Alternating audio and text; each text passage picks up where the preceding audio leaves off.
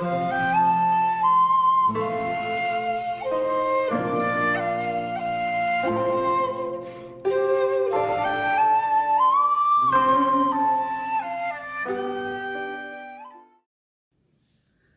everyone and welcome back to our kata series. Today we've got one for the more advanced practitioners and we will be looking at Enpi kata. As always, I want to start with a little bit of history. So Enpi kata is known as Wanshu in most of the other styles of karate, and as with many of the kata, Funakoshi changed the name when he moved it over to Japan. Stylistically, it also is quite different to the other styles. It's well worth having a look, particularly at I think the Shitaru version is very, very different to see. Wadaru is much closer to something recognizable for us. But this kata, as Enpi, is translated as the flying swallow.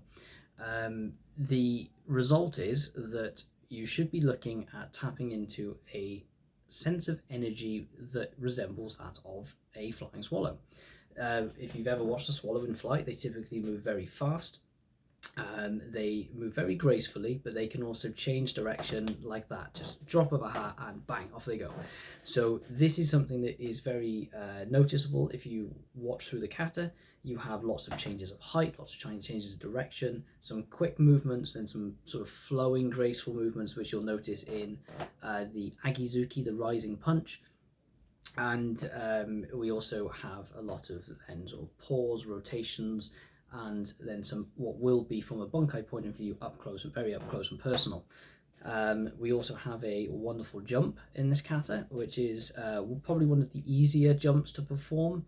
It's a 360-degree jump, but if you look at it, it's technically a 180-degree jump. We start facing one way, we turn, and we initiate the jump after first turning our body 180 degrees. The landing is normally the hardest part. We would look to encourage people to land on the ball of the foot and not flat-footed, which is very common to see. And if you continue doing that as you get older, you just won't be able to, and it will affect the rest of your training. So start with good habits. Other things to note with this kata is the timing. You don't want to rush through it, as with any kata, but you need to give yourself enough time to really focus your body. When we're coming through with the two taisho techniques, it's very common for people to just purely breathe out, and we end up just with this action and nothing else. We want to think about focusing the body as we would with our other techniques. So breathe out and focus a lock at the end. Make sure you breathe back in afterwards. If you don't breathe, you'll die. I'm not going to do as much of a step-by-step as we do with other kata. If you're at this stage, you should be able to pick things up a bit quicker. We're going to go straight into a well-timed practice, and then we may have a full performance afterwards. Concentrate on the rhythm and the timing, enjoy it, and I hope you have fun.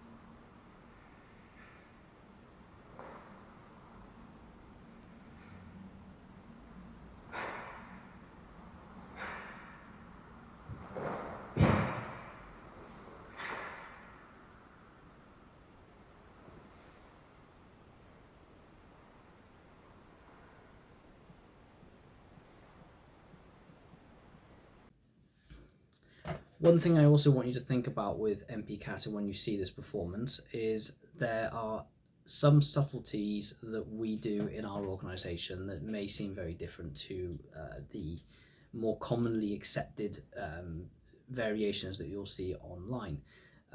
The sport versions of this kata, when it does we've got the agizuki and then we have the grab, a lot of them tend to just open the hand now and come straight forward with the knee. We also see things where people have a bit of a strange aspect where they come from here and they just open and turn the hand over. I've never quite got that one, in all honesty. If you go back to some of the older versions of the kata, people like Sensei Inoida, you will see that they actually have a rotation and a settle, and we take that a little step further, working on the basis that we're not changing the kata fundamentally, we are just maybe bringing the bunkai element a bit more into the performance of the kata as well. So instead of just coming around here and stopping, we take the idea that we've hit underneath the chin, that's knocked someone's head back, which means you can't just grab because they've moved. You've hit them, their head's gone backwards. So what we do instead is we extend, we reach forwards, we rotate round the back, so as if we've gone round the back of the head, and then pull to a lower position here, more like you would have with a shuto.